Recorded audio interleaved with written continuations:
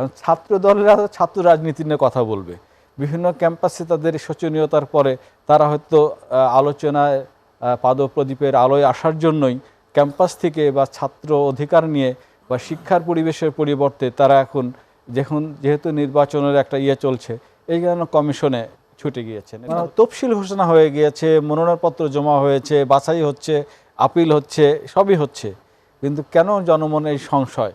এই নির্বাচন তফসিল হয়ে যাওয়ার পরপরই সারা দেশে নির্বাচন নিয়ে যে ধরনের একটা উৎসব মুখরতা দরকার ছিল, সেই উৎসব মুখরতার থেকে সংশয়, অনিশ্চয়তা আমার কাছে এখন পর্যন্ত বেশি মনে হচ্ছে। মূলত দীর্ঘদিন ধরে, গত 15-16 বছর ধরে এদেশের যারা নতুন ভোটার হয়েছিল তারা ভোট দিতে পারেনি। যদি 15 বছর আগে তাদের বয়স 18 ধরা হয়, তাহলে এখন তাদের বয়স কত?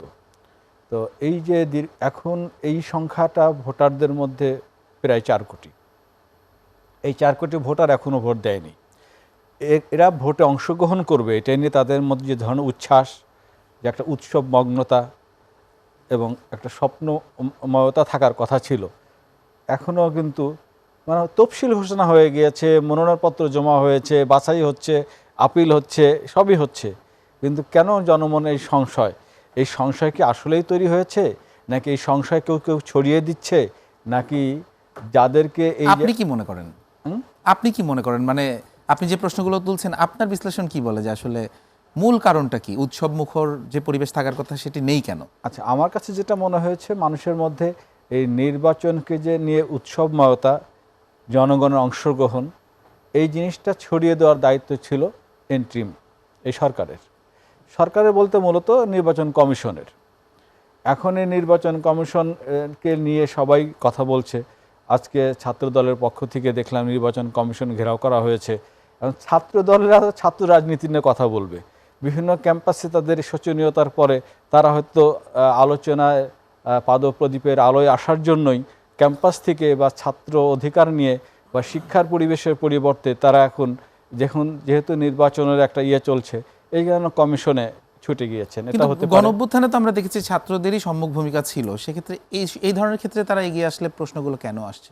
এটা ঠিক কথা বলেছেন। প্রথম কথা যেটা আসলে যে যারা ছাত্র আন্দোলন করেছে বা এই দেশে জুলাই অভ্যুত্থানের সাথে জড়িত, তাদের একটা বড় স্টেক হোল্ডার যারা এনসিপি, এরা নির্বাচন অংশগ্রহণ করেছে, এরা তাদের মতো করে প্রার্থীর পক্ষে এখনও তারা প্রায় 27টা আসনে তাদের নমিনেশন চূড়ান্ত করেছে, বাকি 3টা এখন আলাপ আলোচনা চলছে। কিন্তু আমি এর কাছে যেটা দেখেন সেটা হলো যে সব জায়গায় তারা যে অভিযোগগুলো করেছে, ছাত্ররা আজকে ছাত্রদলের পক্ষ থেকে যারা জমায়েত হয়েছে, তারা পোস্টাল ব্যালটে প্রতীক বিন্যাস নিয়ে তাদের সংশয়ের কথা জানিয়েছে। আর একটা যেটা সেটা বলেন, সেটাও দেখেন আপনি প্রধান উপদেষ্টার সঙ্গে আজকে জামাতের প্রতিনিধি দল 4 জন দেখা করেছেন। তারা তাদের কাছে সুনির্দিষ্টভাবে বলেছেন যে প্রশাসন একটি দলের দিকে হেলে পড়েছে, এখানে সমতার পরিবর্তে ক্ষমতা, এই জায়গাগুলো একটা সংশয় তৈরি করেছে। একই বিষয় কিন্তু আমরা দেখছি শাহিন ভাই, এই যে মির্জা ফখরুল ইসলাম আলমগীর বিএনপি মহাসচিব, তিনি কিন্তু ইসির সাথে বৈঠকের পর আজকেই তিনি অভিযোগ তুলেছেন যে নির্বাচন কমিশনের কিছু কর্মকর্তা তারা একটি দলের পক্ষপাতমূলক আচরণ করছে, একটি দলের হয়ে। এই অভিযোগগুলো আসলে উভয় পাশ থেকে আমরা দেখছি, আসলে কি যৌক্তিক নাকি আসলে পক্ষপাতমূলক আচরণ? এখানে বাস্তবতা হলো, আপনি জানেন যে গত 24-এর এই জুলাই অভ্যুত্থানের পরে আমাদের এই দেশের প্রশাসনের এবং আইন শৃঙ্খলা বাহিনীর স্তরে স্তরে এখন যারা দায়িত্ব পালন করছে, এরা একটা বিশেষ সময়ে এরা নিয়োগপ্রাপ্ত, পদোন্নতিপ্রাপ্ত, সুবিধাপ্রাপ্ত। তো এখন সেই ডাইনেস্টির যারা নির্বাচন থেকে দূরে রয়েছে, তারা হয়তো এদেশে নির্বাচনী পরিবেশ উৎসবমুখর হোক, পার্টিসিপেটরি হোক, এই জায়গায় একটা গ্রে জোন তৈরি করার ক্ষেত্রে তাদের কী ধরনের কিছু আচরণগত ভূমিকা তারা রাখতেই পারে। এবং সেই সমস্ত কারণে সেই বিএনপি হোক বা অপর অন্যান্য অংশগ্রহণকারী নির্বাচনী রাজনৈতিক দলগুলো হোক, তাদের মধ্যে এই জাতীয় এক ধরনের আচ্ছন্নতা তারা তৈরি করছে, একটা ঘোর তৈরি করছে, যে কারণে বিএনপিও ছুটে যাচ্ছে, বলছে যে তারা নির্বাচনের পরিবেশ খুব একটা কমফোর্ট ফিল করছে না। বা যে আমাদের পক্ষ থেকেও বলা হয়েছে যে আমরা সুনির্দিষ্ট তালিকা দিতে পারবো প্রশাসনের কোন কোন কর্মকর্তা কোন কোন জায়গায় কি কি ভূমিকা রাখছে।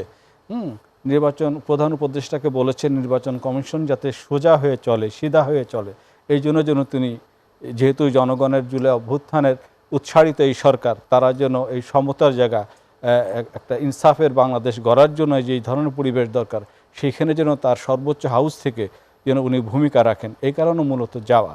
কিন্তু আমার মনে হয় যে 22 তারিখের পরে যখন প্রতীক বন্টন হয়ে যাবে, তখন তো সবাইকে এই সমস্ত চাপানুতন করার পরিবর্তে জনতুষ্টির জন্য মানুষের ঘরে ঘরে ছুটে যেতে হবে। তখন হয়তো এক ধরনের উৎসব, তখন কি এই উৎসবমুখর পরিবেশ ফিরে আসতে পারে কিনা, নাকি আরো সংকট তৈরি হতে পারে? সংকটের আমি কোনো কারণ দেখি না। তখন যখন জনগণ নির্বাচনমুখী হয়ে যায়, তখন প্রশাসনকে নির্বাচনের সঙ্গে স্বাচ্ছন্দ্য বোধ করে এমন আচরণ তাদের করতে হবে।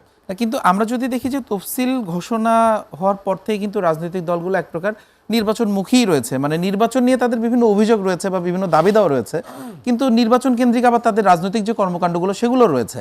কিন্তু নির্বাচনমুখী থাকার পরেও এই প্রশ্নটা চলেই আসে যে এই অস্বস্তি বা শঙ্কার জায়গাটা কেন, বা উৎসবমুখর পরিবেশ কেন তৈরি হচ্ছে না, সেই বিষয়টি আসলে আমরা আপনার কাছে একটুখানি, আপনি যেহেতু প্রসঙ্গটা তুললেন, প্রথম কথা হলো আপনি জানেন যে এখন পর্যন্ত অবৈধ অস্ত্র উদ্ধারে সরকারের যে ধরনের পারঙ্গমতা দেখানোর কথা ছিল, সেটিকে তারা দেখাতে পেরেছে কিনা।